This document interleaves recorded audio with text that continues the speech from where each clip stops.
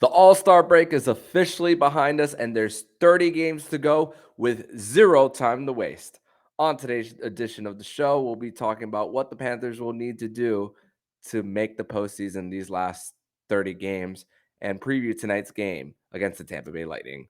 All on today's edition of the Locked On Florida Panthers podcast.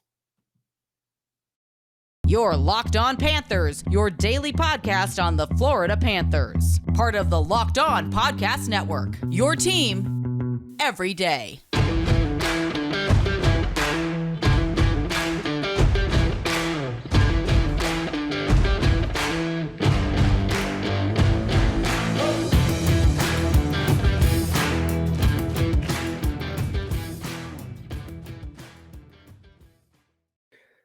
And welcome into this Monday, February 6th edition of the Locked On Florida Panthers podcast, part of the Locked On Podcast Network, where it's your team every day. Thank you for making the Locked On Florida Panthers podcast your first listen of the day. I'm Armando Velez, and you can follow me on Twitter at MondoMan12. Follow the show account on Twitter at LO_FLA Panthers.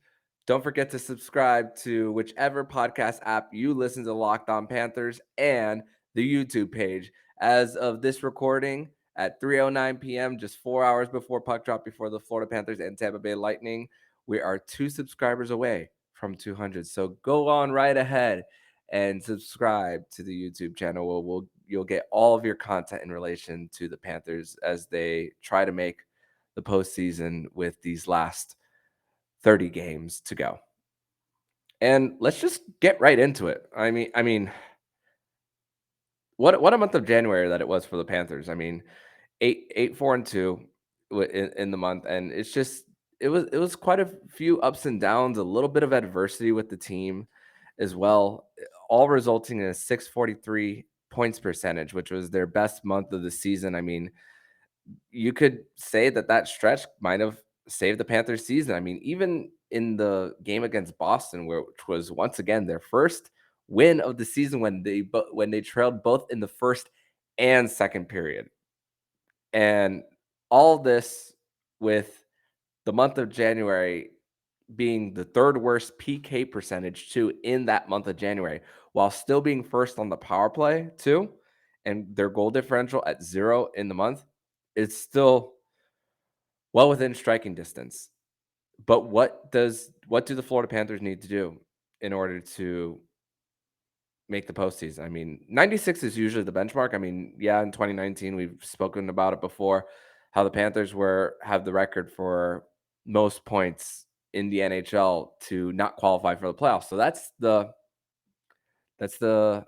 benchmark that's needed. And you're going to need 42 points in the last 30 games, 42 points out of 60, which is good for a 700 points percentage, which the Florida Panthers haven't had a big stretch of the season where they've played up to that standard. So you take the month of January and you're going to need to take it up a little bit more of a notch already. And listen, a good amount of your home schedule is left. Only one major road trip left on the season, which will actually be next week, where a back-to-back in Minnesota and St. Louis, Washington, and Nashville in that. And the most important game in that one will be that Thursday game against the Washington Capitals. And that's one of the teams you're chasing. And they got a little bit of help on the days off that they had in between the All-Star break, with Buffalo losing at home against the Carolina Hurricanes on the last game right before the All-Star break, that the whole NHL was off. But not only will the Panthers need to continue their firing hot power play, but you're going to need to just stay out of the damn box. And when you look at the Panthers, I mean, PK percentage is 25th in the NHL, in the NHL, good for 7th worst in the league. But let's also think about the amount of penalties they've taken too. 256 total penalties. And that is 23 more penalties, not penalty minutes, penalties taken more than the next worst team. Yeah, sure, they're averaging the most shots on goal a game at 35.7. They're right at that point last year. But not all shots are created equal. Ninth in shots against. And man, could that number be down if you're not down a man consistently over the next 30 games? And even even when the Panthers were had a system last year, run and gun, they weren't giving they were still very well in the top 10 of shots given up to the opposition, which is completely taken a 180 this year.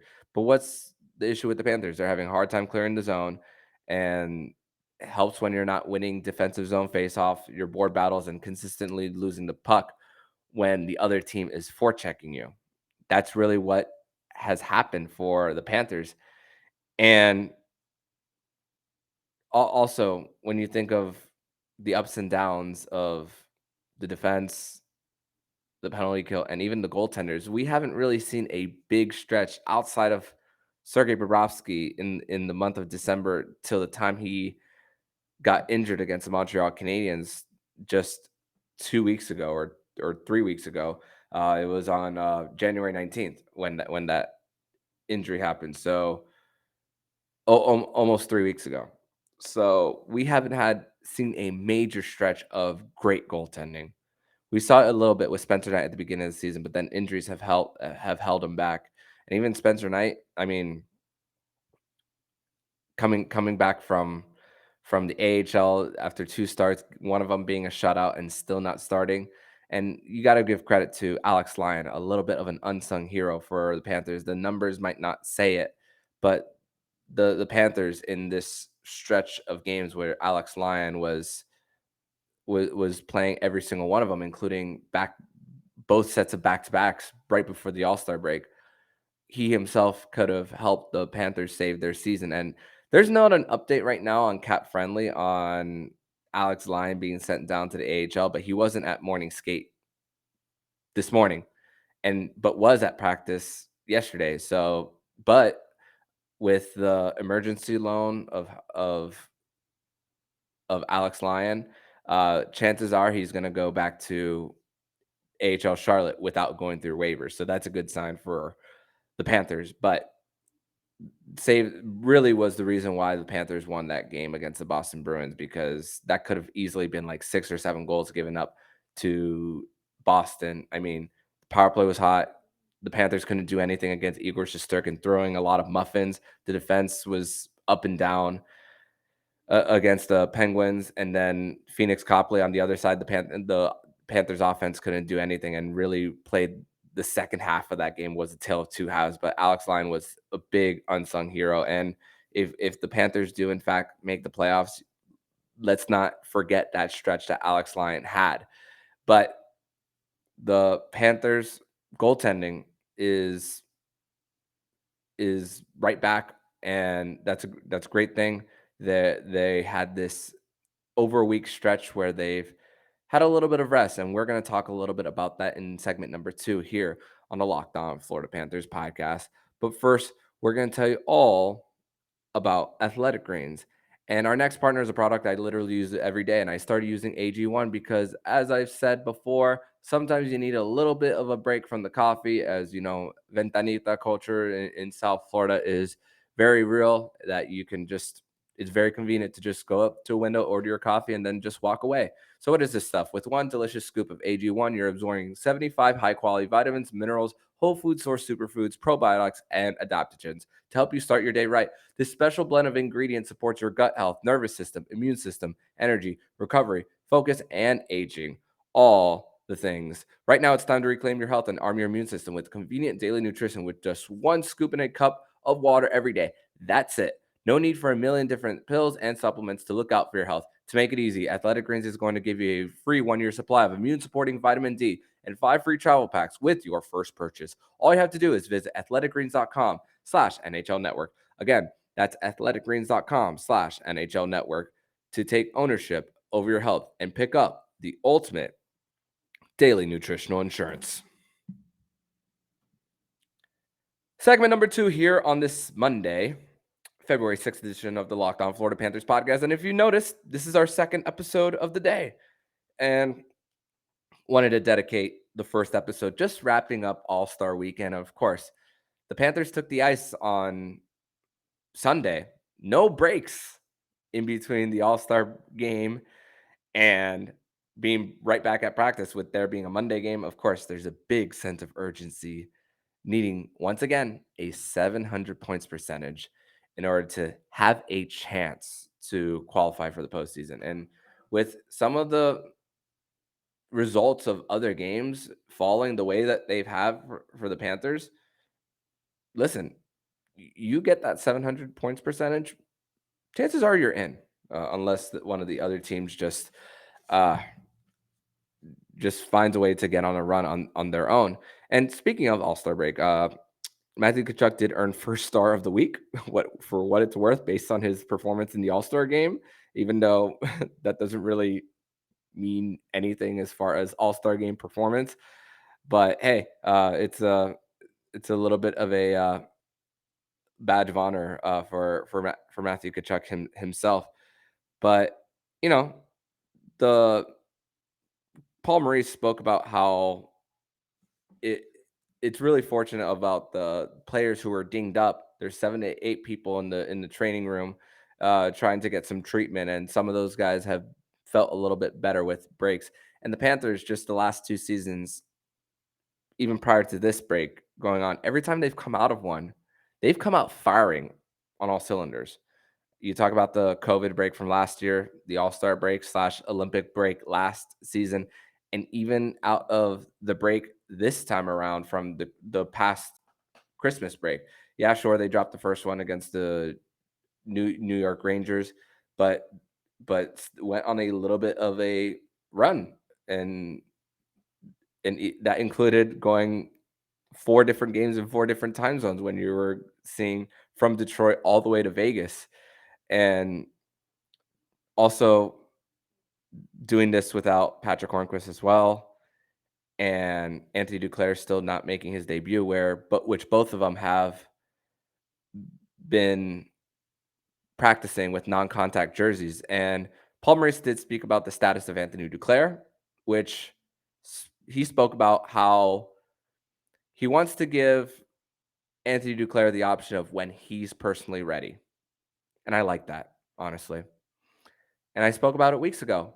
How much does the Max Pacioretty injury, which Pacioretty has been placed on LTIR, and Carolina now has 10 million in cap space. So, man, Carolina, they were my pick to make it to the Stanley Cup final. And just with this 10 million in cap space added, there looks like they're going to be big swingers as far as the trade deadline coming up with that much in cap space as well. With Pacioretty, no way in hell that he comes back for the postseason with that much of an injury. And listen, that first step and accelerating at a high speed, it's more mental than it is physical. And if your mind's not right, it's going to be really hard to try to accelerate at a high speed. And of course, which helps the Panthers when it comes to rush chances, but the finishing ability too when it comes to an injury like an Achilles, which most of the time, 9 times out of 10, those are non-contact injuries. And it kind of takes me also back to the mental side of things when it comes to the Olympics with Simone Biles, where she was having a hard time with her mental health, and that she had to skip a few events due to everything that was going on with her. And I empathize with that. And I empathize that the same thing with Duke. And whenever he's ready, he'll be ready. And as far as the transactions to send Alex Lyon down, if there isn't a corresponding move for the Cats and it's just his salary taken off the table, that means there'll be 21 players rostered for the Panthers. And if you bring Duclair back, you won't need to, based on the cap space, they'll have maybe around like over 1 million in cap space. If Lyon gets sent down, you don't make a corresponding move, and then later this week Anthony Duclair comes back, you'll still have about 1 million in cap space, and you'll have at least 22.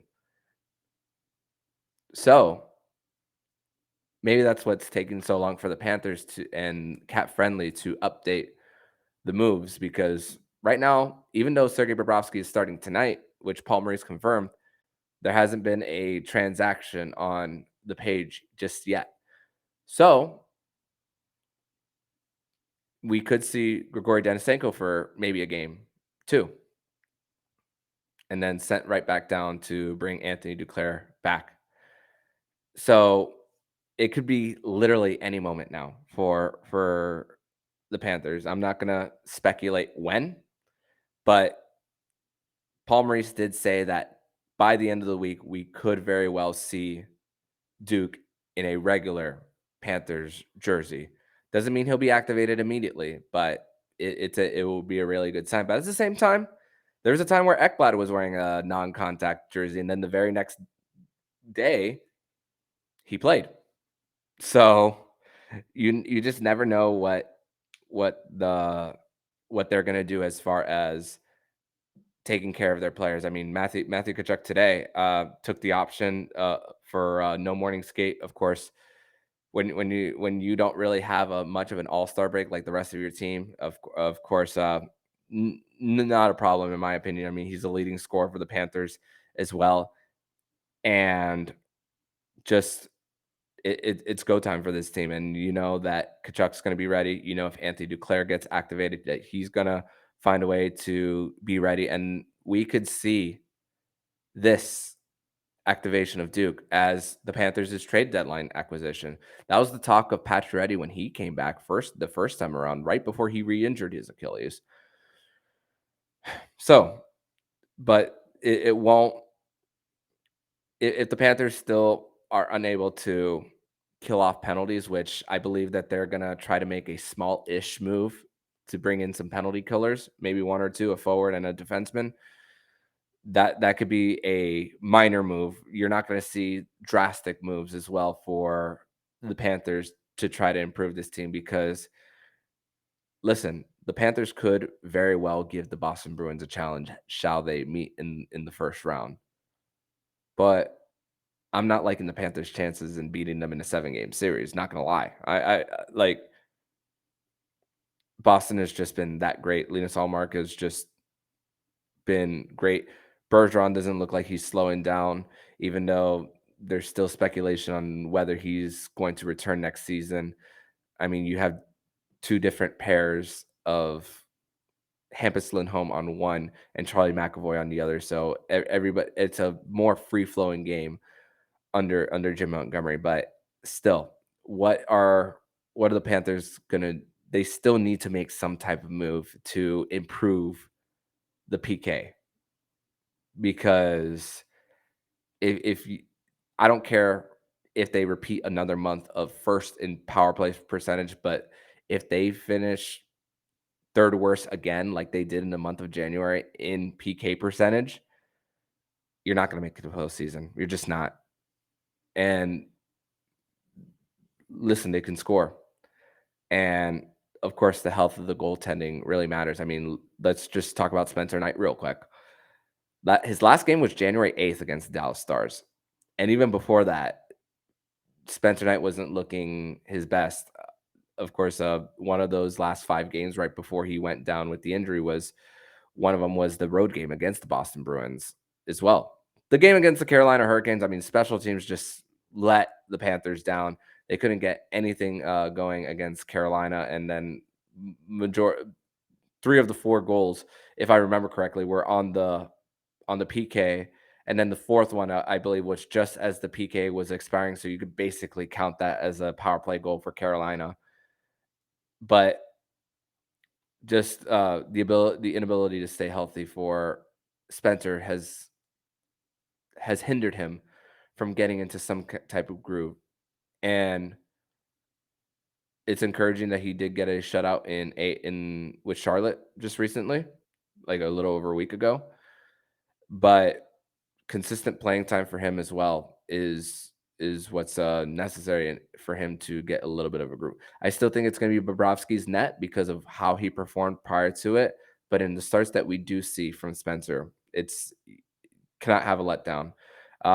We could very well see him play against the San Jose Sharks, and he's going to start one of the back-to-back games next Monday and Tuesday, either Minnesota or St. Louis, which both are winnable games, uh, beat Minnesota on home ice, but the one game against the Blues, that one was one that you let slip away in the final minutes as Jordan Kyrou was just incredible in their comeback, and you let that guy loose, and he's gonna definitely make you pay. And that was that little stretch of when it was blowing a lead against St. Louis, and then you go on a Western Canadian trip, and then it happens the same thing in Edmonton as well. So it's gonna you're gonna need your goaltenders to not only be healthy, but to just go on a little bit of a run as well. And of course, the PK for the Panthers is just, you need to not be on a pace like you were in the first 52 games of 256 total penalties. It's gotta go way down, because you're not spending enough time in your offensive zone. And listen, there's a philosophy with this. It's like offense, you rest because you're in control. Defense, you're always on your toes. Give yourself a little opportunity to quote unquote rest as far as being in control. And it starts with not going to the box as often. So, in segment number 3, we are going to preview tonight's Florida Panthers matchup versus the Tampa Bay Lightning, 7 p.m. at FLA Live Arena. But first, we're going to tell you all about FanDuel. And FanDuel Sportsbook is now the official sportsbook partner of the Locked On Podcast Network. And for FanDuel, this is your chance to get a free first sweat, no sweat first bet when you sign up with FanDuel. Make sure to sign up at fanduel.com/locked on to participate in your first no sweat first bet up to $3,000. It's secure, it's super easy to use. Best of all, you get paid on your winnings easily. So once again, join fanduel.com/locked on so you can bet on Super Bowl 57. That's fanduel.com/locked on. Make every moment more with FanDuel, the official sportsbook partner of the Locked On Podcast Network. Third and final segment here on this Monday, February 6th edition of the Locked On Florida Panthers podcast, a game day edition of the show. Wanted to get an extra episode out for you guys prior to tonight's game to just get back into that mode. It's go time. I feel it myself as a fan of this team, as a person who covers them as well, and I'm just ready to put all-star behind. And speaking of, we saw some images from morning skate, and they did not keep the wavy blue lines from the pictures that I saw. They did not keep the sun on the face-off circles, neither. And that's a little bit of a bummer for me personally, seeing that. I'm like, come on, man. Like, why not keep that for the rest of the season at least? I thought it was kind of cool. But for tonight's game, I mean, you look at the first two matchups between Florida in Tampa Bay, the 5th game of the season, just only the Panthers' second home game of the season, where the Panthers really cost themselves the game by a late penalty by Matthew Tkachuk in overtime, and it was after a hit that Nikita Kucherov had on Sasha Barkov earlier in that game, and then the timing of Matthew Tkachuk committing that penalty against Nikita Kucherov ended up with the Tampa Bay Lightning taking that first one in overtime. And Braden Point, 3 goals in the 2 games, and we've known him as a Panther killer, got the overtime winner and also got one earlier in that game as well. And just how the Tampa Bay Lightning continuously live in the slot and put so much pressure on Sergei Bobrovsky, which Sergei Bobrovsky, if you look back at that second game where back in, I believe, December 10th, the Lightning were just dominating the possession, and Sergei Bobrovsky was just keeping the Cats in it. And the only goal came when Zach Dalpe on a sharp angle deflects it off Mikhail Sergachev. And the Panthers, they've made Mikhail Sergachev into a freaking turnstile in these first 2 games. After rewatching some of the games prior to recording this, they've done a great job of making him to a turnstile. And really, you just gotta avoid the having them in the dirty areas. Easier said than done because I mean that's a team that's fourth in goals for, third on the power play as well. They have the best goalie in the league, Andre Vasilevsky, and you just gotta not throw muffins at him and just not be kept to the perimeter because that second matchup, it was really what was the difference, and we saw it all through that playoff series, even last season, where the Panthers got swept and continuously not scoring on that power play as well. I mean, and it's just continued to just haunt them, and the Panthers still have a chance to weirdly win the season series as far as points if they win but their next 2 games against Tampa Bay both in regulation. There's still a chance for it to happen. But you just worry about getting one game, one win at a time. And honestly, because the Panthers are chasing for a wild card as well, even if you win this in overtime, it's not that much of a swing for the Cats because the chances of them finishing in that top 3, everybody is emotionally preparing for Tampa Bay Toronto of a rematch in round 1 where the looks like that the Maple Leafs could get home ice advantage again, but it doesn't matter for the Tampa Bay Lightning. It doesn't matter for them. And just get the win. That's really what matters because you're going to face this team again very soon after on February 28th at Amalie Arena, which Panthers, they've historically haven't played well over there at Amalie Arena over the last 5 to 6 years. And I believe, if I remember correctly, there was a 7-game losing streak that was snapped uh, in the 2021 season. But still, the Panthers haven't uh, found ways to win too often there. And I mean, there were some memorable moments. I mean, Ryan Lomberg scoring during the playoffs. I mean, Ryan Lomberg really came to life after that and has solidified his spot in the lineup. I mean, you never see him scratched anymore for the Panthers. Um, but you got to try to find a way to just not allow the Lightning to live in the slot. And of course, this is the 3-time defending Eastern Conference champion. If you're gonna go to the box 4 or 5 times in the game, chances are, chances are they're gonna at least score on 1 or 2 of them, based on their averages, based on their percentages. You just can't expect to win a game if the ice is tilted in that direction for the Panthers, and it starts with just being more disciplined for this Cats team. And of course, Sergei Bobrovsky, like I said, he gave him a chance in that second game, and I don't know what to expect out of Bobrovsky after not starting since January 18th, after leaving early against the Canadiens.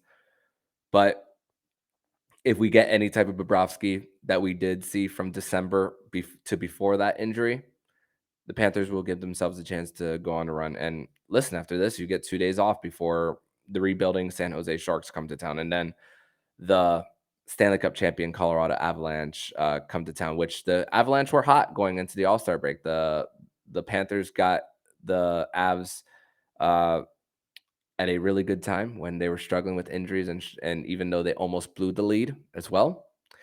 But you got to win over them, and you still have an opportunity to get another, even though the Avs are getting healthier. So big week for the Panthers ahead, and big game that starts tonight three more home games left right before you go on a 4-game road trip. So crucial, really important for the Panthers to just start building towards that 700 win percentage that's necessary. And there is going to come a point where if the Panthers do in fact drop a few consecutive games, that they're going to have to get 5 wins in a row in order to have a chance.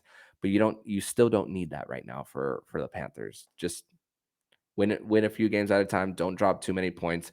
I mean, like I said, the type of record you would need, it will be something like 28-2 or 19-7-4, 18-6-6, somewhere around that ballpark, somewhere between 18 to 20 wins in order to qualify. So that keep that in your head as the Panthers playoffs begin now. On tomorrow's edition of the Locked On Florida Panthers podcast, we'll be recapping the game between the Florida Panthers versus the Tampa Bay Lightning. It's Sergei Bobrovsky versus Andrei Vasilevsky in net tonight for the Bolts. And we will bring you all opinions, analysis, and stats based on tonight's third of 4 matchups between the Florida Panthers and the Tampa Bay Lightning. But in the meantime, if you like what you're hearing, please subscribe to the podcast to be notified every single time the Locked On Florida Panthers podcast jumps into your podcast feed. Don't forget to also subscribe to the other shows on the Locked On NHL network, including Locked On NHL, Locked On Fantasy Hockey with Flip Livingstone and Stu Roden, and Locked On NHL Prospects. Thank you for making the Locked On Florida Panthers podcast your first listen of the day. And for your second listen of the day, make sure to listen to today's episode of Locked On Sports Today. Peter Bukowski gives you a 20-minute or less podcast on the entirety of the sports scene with exclusive interviews and the take of the day. Follow Locked On Sports Today on the Odyssey app, YouTube, or wherever you get your podcast. So I'm Armando Velez, signing off. And you've been listening to Locked On Florida Panthers podcast, part of the Locked On Podcast Network, where it's your team every day.